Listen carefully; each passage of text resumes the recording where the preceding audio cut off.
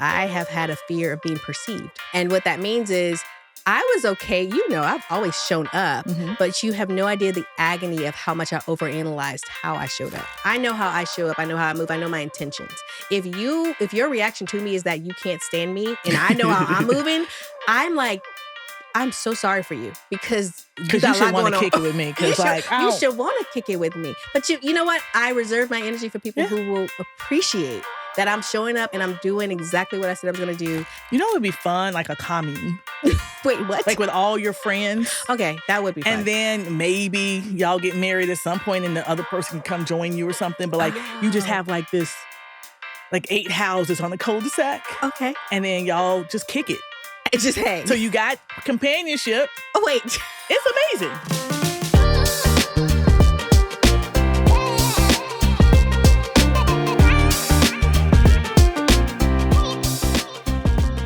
Welcome to the Hustle Adjacent podcast. I'm Arianne. And I'm Kelly. And today we're going to talk about main character energy and what that looks like in this season of life.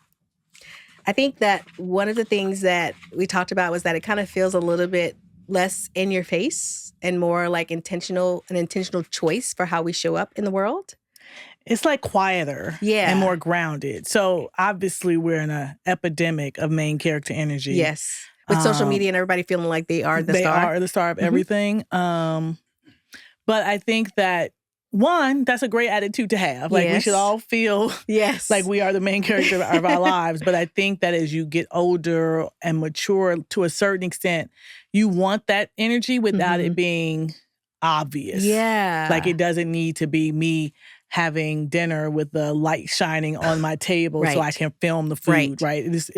It's me knowing that I'm going to the restaurant I want to go to and I'm about to go act a fool and eat all the good things. Yeah. I feel like for me, main character energy has really become this romanticizing my life, right? So thinking about my daily routines and the things I do and the places I want to travel and seeing it as almost as if I was writing a book and I was the main character, but it's not for public consumption so much. Like, it's not that I'm doing it because I want people to see me doing it. There are many times and many things that I have done, especially this year, that people have no idea I've done. I just felt like it was enough for me to be there doing the thing and to be present in it and to feel like I was the main character in that novel. That I think that's the spin on it that I want to take. And so it's more of an introspective, I am the main character. And so I want to make sure that everything in my life aligns with my ability to be and remain the main character versus an outward expression that really is about everybody else. What do they think about what I'm eating and drinking and how I'm dressed? And, it kind of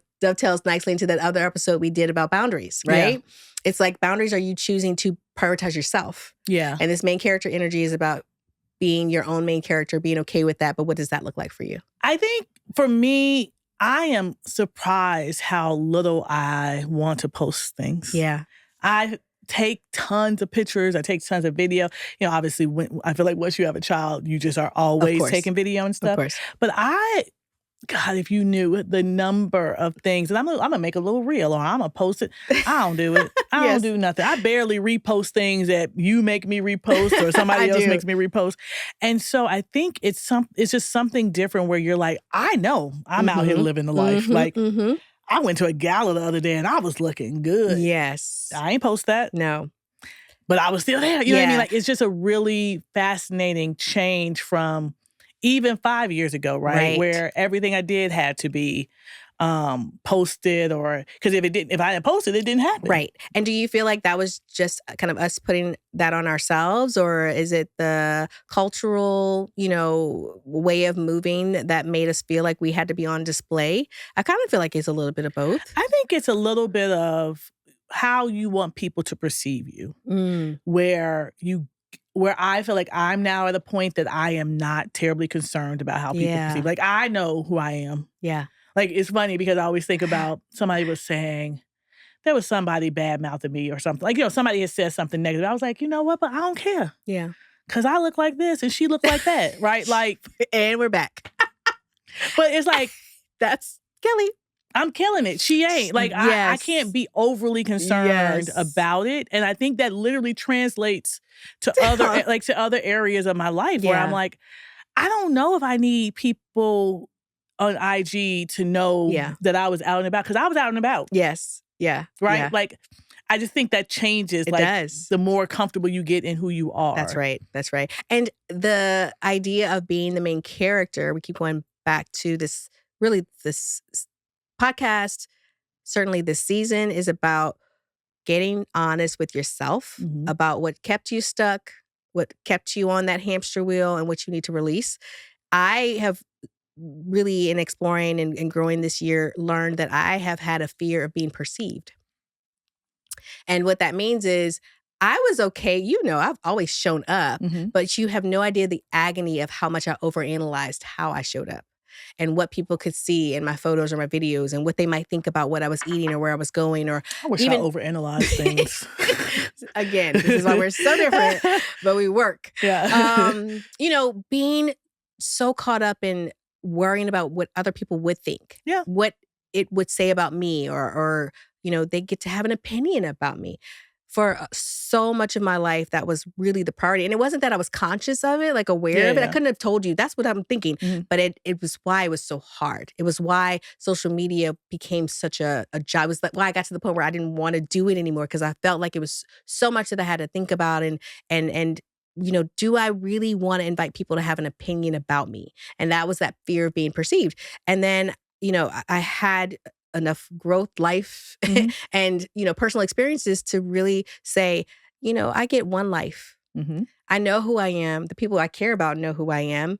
They know what I'm doing. And so I don't feel compelled to report everything I'm doing as I'm doing it, number one. But it's not because of the fear of being perceived, it's because I want to enjoy what I'm doing in the moment. Yeah. That's the first main character switch, right? The second main character switch was if I'm going to show up, I'm going to show up as my authentic self. Mhm. And I actually hope that people perceive me. And if they perceive me as she's somebody that's my person, I get down with her, then stay. And Yeah. if they perceive me as I can't stand that, then I would like you to go. And it's okay because I don't have to be liked by everyone. I want to be respected by everyone, but I don't have to be liked by everyone. And I think the shackles of that, releasing that, allows me in this season of life to step up as a main character in such a different way, such Yeah. a more authentic way. It's like I don't care that you don't have to think I'm the main character, but I do. Yeah. I really think it's about some of it's just age too, Yeah. right? Like I remember being younger in high school and college and being so concerned with what people think or Yeah. what people thought I had or didn't have really. Or, just really trying to present yourself in a way that people wanted more. And I just think you just don't do that. I mean, at some point you realize it's irrelevant. Yeah. Like You're I not paying my remember, bills. yeah.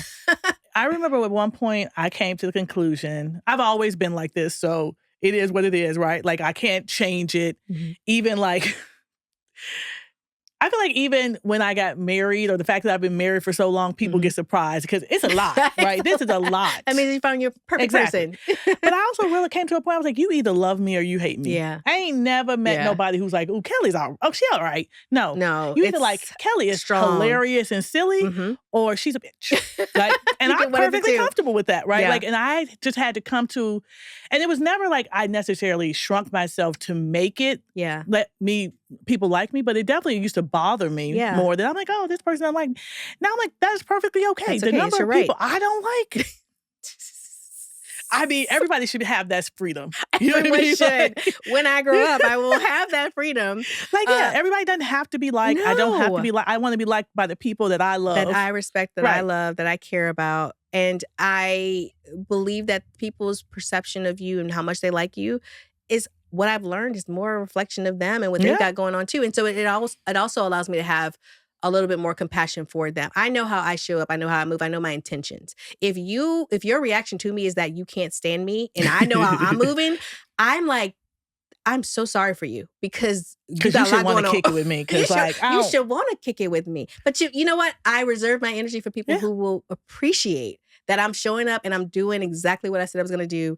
And if you feel a visceral reaction when you're around me, it's probably that we just are not aligned and you got to go your way. I don't mind. But when you go, I'm still over here being my main character self and I like loving that. it. Yeah, and Yeah. loving it. And so, some of the early examples, or one of the early examples that I can remember in this whole context of being a main character unapologetically. Mm-hmm. And by that, I mean choosing to live your life by your own rules, choosing to not necessarily be bound by societal, roles or gender roles or any of those things, was Oprah. Do you remember how controversial it was? I'm too young to know anything about this. Who's Oprah? Okay. I got you. Okay, so do I remember what? I was Chicago, so she was that she is God. Chicago, right? Oprah was everything. And everyone said she has it all, but she's not married. And she doesn't have kids. And she must not be fulfilled. She was making good choices. She was making great choices. Little did we know. Little did we know. Yes. Okay, ahead of her time. But she decided I'm going to do my thing, be my main character, align with people, still with the same man. Some of us can't say. I know. But still with the same man. Just doesn't have this title that we all, were taught you must have to be fulfilled. Mm-hmm. And so that was like, I just look back and I was in such judgment of her, as were most people that I knew, that it was like, not judgment like, oh, Oprah's bad. But like, I remember thinking, gosh, she would have it all if she had a husband and kids. Like, she must be so sad that she doesn't have a ring and a wedding and the babies. Like, that's how I took it. Yeah. And so now looking back, I'm like, she chose to do what she knew was most fulfilling for her. She was her own main character. I think that's fascinating because I don't even remember this being a topic. Mm-hmm. But as a person who didn't want those things either, I don't think I would have thought much about it. You never, like you didn't? I never wanted to be married. I never wanted children. Wow. Clearly it was all BS, whatever I said, right? You just had to find the right one. Yeah, exactly. Like it was, when the person comes that you feel that way, then you change your mind about it. But I feel like for years, I would have that idea, like, that's not what I want. I remember like being 21 or 2 going to the doctor, like, can you take out these ovaries? Because I don't need them. They just seem extra. And they wouldn't do it because this is a sexist society and they won't allow me autonomy over my own body. But that's another conversation. We have Zoe, and so the doctors were right. Best. Anyway. So I would say my example that anybody who knows me knows that I am 100% obsessed with Tracee Ellis Ross. She's the best. Like, everything about her, I think she's gorgeous. Yeah. I think her hair is amazing. Mm-hmm. I think she's funny. How great must life be if Diana Ross is your mom? Right? And she lives life on her own terms. I know she said something recently where she was like, would I like a man in my life? Mm-hmm. Sure. Mm-hmm.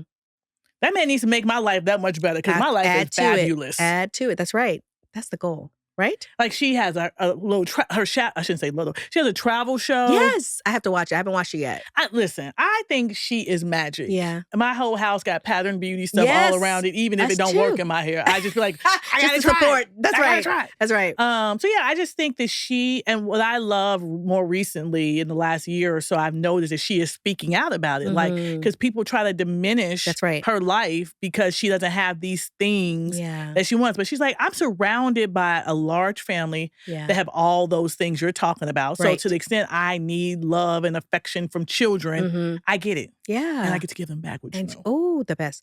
I mean, I think that's who I think of when, like, it's a very similar situation to Oprah where they've made these choices, or choices were made for them because things didn't present themselves, and they're so content. Right.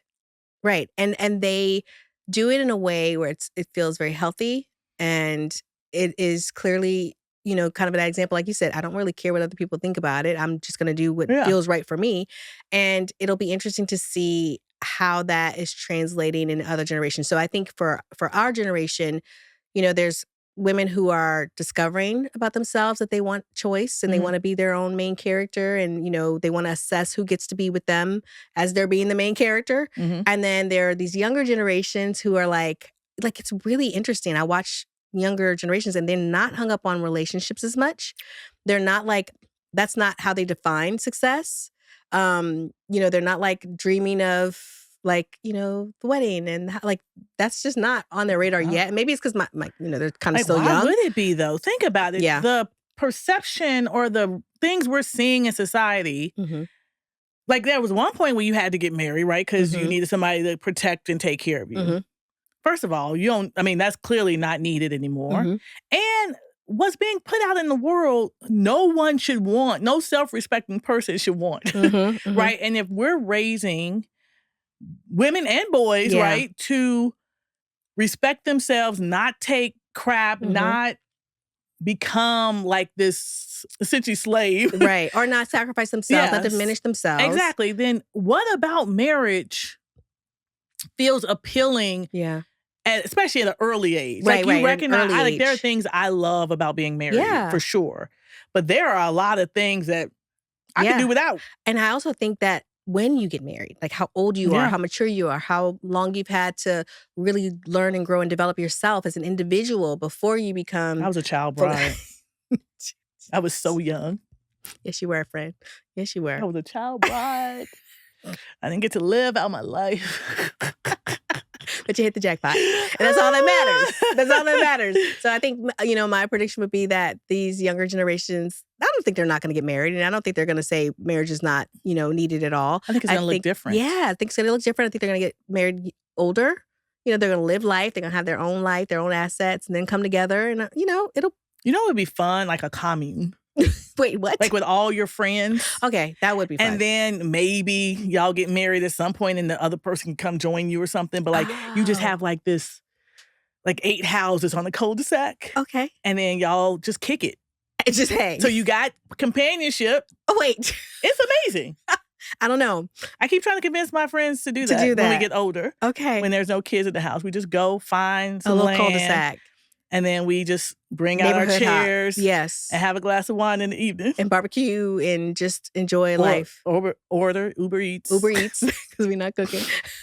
Okay. Yeah, I'm just saying, it might be fun. Might be able to get down with that. Okay, so with this main character energy, the pop culture references of Oprah and Tracy Ellis Ross, that makes sense to us. Seeing this younger generation and even kind of other generations take on and embrace this need to be a main character. How can we apply it to this hustle adjacent, overarching theme? Is there a use, is there a purpose for that type of energy as we work to get off the hamster wheel too? I think if I had to think about it, I talked about main character energy being almost like romanticizing your life. And I think if I really try to apply that concept to how we've talked about hustle adjacency, I think about things like me not having to set my alarm. I said I don't set my alarm, but the truth is I don't say it's hard and fast every morning I'm waking up at this time. If the night before I was up till 3 a.m. doing work, or if I don't have a meeting, or if I feel like I want to have a slower morning, like that's my gift to myself for how hard I work, right? And so I'm romanticizing my life by having the freedom to work when I want to work. And that is also the confidence to do that is that main character energy. That's kind of how I'm applying it. Do you feel like there are ways in your life as you look at the hustle adjacency proposition, you're being a main character as well? I think of it as more like the choice component that we were just talking about, right? Like you get to choose how you present and what's important to you, right? And so therefore you are not living for other people. You're not necessarily putting it out in the world. And so that allows you, if you keep real talk about what you want and keep thinking about it, to decide, because we're saying hustle adjacent, right? We're not saying no hustle. Right. So there might be things that you really want to do that you can now do because one, you either don't put it out in the world and it's just yours, or you could just be behind the scenes hustling because nobody needs to know. Right. And so I think that that's how I would see it. And one of them, I feel like I like a lot of non-cool things. I like to do a lot of non-cool things or non-ethnic things especially. Well, not ethnic is not the right word, but like I just started learning how to do mahjong, play mahjong. Oh, yeah. That is random. That is very random. That's very random. 35 years old. No, I'm joking.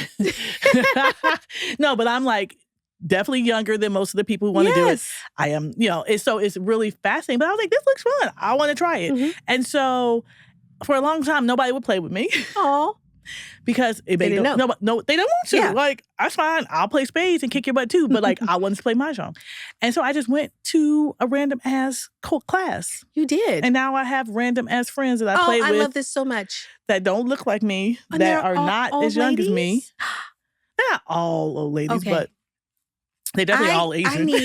I know we talked about not broadcasting everything, but I would love photographic proof.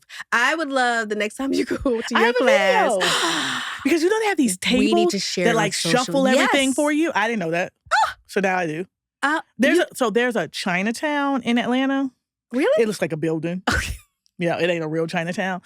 But yeah, and it's like a mahjong studio in it where they do beginner classes. And I just signed up for a 4-week advance tournament. I actually love this for you. It's random as shit. I want to see the video. Okay, I'm gonna take a video and send it to you. I love the randomness of that so much. This, last season it was me and my Korean pop culture addiction. Yes, you were random with that. You and the mahjong. That is this season. I know more Korean stuff now, though. I inspired you. No, was this before the what's the damn K-pop. movie? Oh, K-pop Demon. That if I have to watch that one more time. So good. You know all the music. I know all the somebody songs. said that they actually made that as a joke to make fun of people's obsession with I can believe it. And K-pop. now they are like Grammy Award winning They or won a nominated. Grammy? They are nominated. They won a Grammy. They're nominated for Grammys. I told y'all I was ahead of my time. I told you. This ain't nothing but repackaged R&B. Listen, this ain't fine. nothing but repackaged so R&B. You can't make me not love it. I love it so much. I do. I'm fascinated with, this is a total aside, with what is deemed acceptable in terms of culture vultures. Okay. Right? Like, because let's be real. Probably another episode. I know. Because I don't have a problem with it. Yeah. But I also feel like, Bruno Mars ain't nothing but a Filipino James Brown. You are not going to slander Bruno. I didn't say he wasn't good, but he doing the same stuff. He's making a lot of money doing it. I know. Okay. And yeah, I'm not saying, I just find it fascinating when we get offended by certain things and then not others. That's true. Because maybe it's the curly hair, maybe it's the there's a whole rabbit hole we could really, really dive. Yeah. So anyway, that is clearly random. But and we're back. Mahjong is random. That ain't nothing but dominoes. I'm joking. fancy dominoes. I'm fascinated. I want to see the video proof. I love games. Like, I miss culture, having a culture where we play games. The tactile. I love bid whist. I love all of that stuff. Yeah, I miss that too. Screaming at people, slapping down cards. Oh, I miss it. I could see you really, really highly competitive. I grew up and my family is crazy. Okay. I think about in terms of the main character energy and the choice, as you said. One of the things I want to make a distinction about too is the idea of how we're defining main character energy is that we're really saying that it's more about the embodiment of this life you're romanticizing, right? Versus the idea of you're just doing it for applause. Right. And I think that's actually a really good distinction and maybe where some of it came from. There used to be, I know you can even do this now where you don't even see who likes or the numbers and all that thing. Yes. Because I think there was a point I was like, I don't care. Yes. Like I don't read half the comments. I'm happy to get them. Okay. And then like a month later I'll go back like, oh, that was sweet. Oh, but it's like it changed. Like there's something that changed in my mind where and I think, to be completely honest, some of it was seeing people who embody the main character energy loudly get success in ways that I didn't agree with, per se. Right. And I was like, so this is all just nonsense at this point. So why am I so concerned with it? And by recognizing to myself it was nonsense, I don't need to keep playing in it. Right. And the bigger part is also recognizing it, choosing how you want to roll, and then releasing and not even worrying about what they're doing, because in some ways they are being successful as well. So when I told you I learned that I don't want to be perceived, I can't then be looking at people who have full confidence in being perceived and be mad that they're doing brand deals and commercials. They are willing to put themselves out there to get those rewards. And so you can't be like, I want to be in the shadows, but I also want people to know I'm over here and shine a light and come find me. No, you have to be like, I'm playing small. Therefore, my results might be different from someone who's out there doing all the things. So love that for them. I got to make choices for myself. And if I choose to say I would like to stay in my little bubble because I like being over here and I don't want people's opinions, then that's a different path, right? The posture of performing is something that we all, I think, fall into the trap of anytime we're on social media, because we are, positioning ourselves and curating how we're showing up in a way that is, I think, by the nature of social media, for applause, the likes, the comments, whatever. But that's also why a lot of us are just kind of feeling like we're over it, because there's so much of our life that we are doing and are fulfilled in that we are not showing for the applause. But I think that goes to more about, we've talked about last season, where we have to reevaluate what we really want. Yeah. Because if we're saying, I want to be on TV, I want to have these brand deals, but we continue to not do the things that we know we get. Do you really? Right. And I think I mentioned this book last season, Playing Big. Yeah. And I think that, like, when you do the kind of whole process with what she suggests, you realize that maybe what you're thinking you want is not what you want. Or maybe what you want to end at, you don't have to go the way you think you have to go through. And so I think that that's really an interesting perspective, because it's something that I'm still figuring out, like, in the sense of, I struggle with, I clearly like nice things and all that stuff, but I also feel like sometimes we should be doing more for more people. Like, I don't know. It's kind of like we were talking about whether or not not knowing what we do is important, but also recognizing it's also somewhat superficial when there are people who need more. Yes. And trying to find that balance. And so I think this is a continuous conversation, which, as we keep talking about this season being about growth, but like figuring out, like, I used to think I wanted this. Yeah. But I know what I need to do. One of my prompts for my daily writing is like, stop reading and do the work. You have read, like, you already know what you need to do. That's right. And so I'm like, so the things I know I need to do, I don't want to do. Right. I would like to still study. So stop studying, start applying, right? Exactly. So therefore, are those the things I want to do? Yes. Like, maybe I need to figure it out. If I'm not willing to put myself out there that way, then maybe I need to move on. That's right. And find another thing. That's right. I also believe that what I'm learning about really being willing to put myself out there when I do, and being willing to be perceived and not caring what people think, is when I feel like I'm showing up in a way that could help others. Like, by being myself, or talking about a part of my life that I feel like was a struggle for me, that if other people are struggling and then can relate, maybe it gives them some comfort. I mean, this is what this podcast is as well, right? That main character energy feels right. That feels good. It's like, I shared a post a couple months ago, I don't remember. And it was a post about, like, how I got started and how I, learned everything I could, because I didn't have a whole lot of money, but I was like bound and determined to be successful at this thing. And so I couldn't afford a photographer. So I learned photography. Of course you did. I did. I bought all the things, and I took the classes, and I learned composition and lighting and all. And I took a lot of the photos that were my first portfolio photos. I look back at them now and I'm like, oh, dear God. Of course, yes.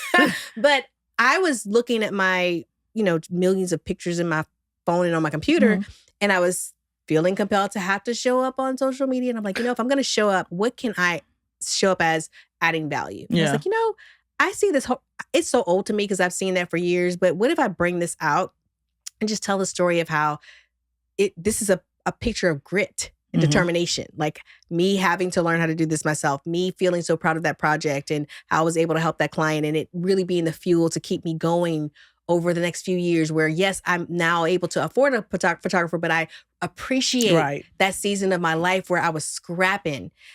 That post performed so well because people could relate. And so it was okay to show up as the main character in that story, because people could see themselves as the main character too. They could see themselves and be like, that's where I am right now, or that's where I aspire to be. And so you inspired me to not be down on myself because I can't afford all the things. And yes, you're right. Give myself grace. This is the period of learning. I don't have to show up as the expert in all the things right now. I'm still giving myself the space and grace to grow. Yeah, I love that. Yeah. So this whole— Good job. Thanks. This whole main character conversation, I think, really is just about us being aware of the cultural references, thinking about the people that maybe we didn't appreciate. They were ahead of their time, but now we look at how they move and we're like, that makes a lot of sense. And, being okay with figuring out what feels right for us and how we move as a main character in this journey to be hustle adjacent. I love that. Yeah. We're going to get there. We're going to get there. Whispering report. Oh, whispering report. Okay. We're going to talk today, about soft life travel rules. So I feel like it's a little different in the sense of maybe we could talk about things we used to do that we don't do. Well, also, first we should say this Whispering Report was inspired by Tracy Ellis Ross and her show that I have yet to watch. But I know at least the premise is she travels solo and she has all these hacks and things she does to make her travel life easier. And so we both love to travel. We have our own hacks, our own ways of doing it. But in this context of the whispering and like what's worked, what hasn't worked, what we need to do better at, how are you feeling about the way you travel? I think soft life means no carry-ons. Yes. I don't want to carry a damn thing. I know. If I have to go somewhere and I'm not checking the bag, I'm upset. Okay, wait. I might be able to. If I know something you don't know, I'm going to be shocked. About shipping the thing? Yes. Do you know this?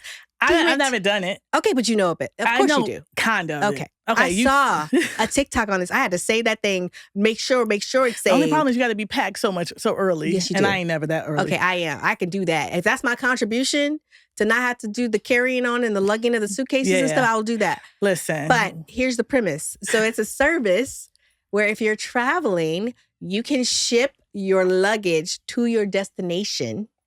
And it'll be waiting for you. And so you do not have to go through the airport with all the things every and all time the I bags. think of it, it's already, the deadline is passed. Okay. So here's the thing, though. I used to, when I in my 20s and my 30s, I backpacked. I ain't never been that person. But I went all around Vietnam, Cambodia, China for 3 weeks. You did? With a carry-on. Absolutely. How? Because that's who I used to be. You know, also, you didn't have 12 steps of skincare. That's what takes all me I out know of the is game. we were going to Kenya. And my husband was like, "You not taking a carry-on? First of all, the safari alone needs a whole bag." Right. No. And he was like, "Well, you want to be lugging that around?" I was like, "You're going with me. Oh, I'm not lugging nothing." He didn't know that was his contribution. Like, do you not know? He didn't know. I was so happy because you have, extra. So one of my loves is the things I travel with. I have my own robe. Yes. There are these things called travel silk pillows. They have elastic around them. I only sleep on those. Yes. I have my own slippers. Yeah, I was about to say too. House shoes. That's how my grandmother raised me. And I refuse to go anywhere without these things. Yeah, I know. That's the thing. I have my own loofahs. All that stuff. Yeah, same. That's okay. That is what has made the travel proposition. Do not check your bag. Who wants to be lifting it above your head, fighting with people? It's not worth it. I traveled to Europe a lot last year, and I am a notorious overpacker because I have all the things and all the steps and all the products. That's part of it, is the products. And then I have to have like multiple outfits. I don't know how I'm going to feel. Multiple outfits, shoes, and all that, right? So I was an overpacker. And then I was going on a trip to Europe, and one of my friends who was going to be there as well was like, "What are you wearing outfit-wise?" I was like, "Oh, maybe this, maybe that. I'll bring options." And they were like, "You know that you shouldn't be checking a bag because they're notorious for losing your bags when you go through the airports, and then we're getting on trains." And that means you get new stuff. So then I spent some weeks on YouTube learning how to do the flat packing. And because I'm a type A, I mastered that thing to where I could have one suitcase that could cover 2 weeks worth of clothes and all of my toiletries. One suitcase and a carry-on bag. And that was enough. It killed me. I couldn't shop. I couldn't, it's like, these are poor choices you're making on the suitcase to close it by the end of it. But I did that. So now I'm like, well, that's not fun though, because if I want to bring something home, what am I going to do? So now I'm really fascinated by this idea of shipping my luggage and just walking through the airport, like without all the things. Like, I'm going to try it. I'm going to try it. Okay. I'm going to try it. I'm just going to have somebody carry it for me. I'm going to bring back a whispering report about how that whole process works. But in the big scheme of things, as a main character, that feels right. But also, I hope that you guys can relate to this topic, that you identify areas of your life where you can healthily be choose yourself, the main character, romanticize your life. And let us know in the comments and the DMs what you thought about this episode. Don't forget to like, subscribe, and share. Bye.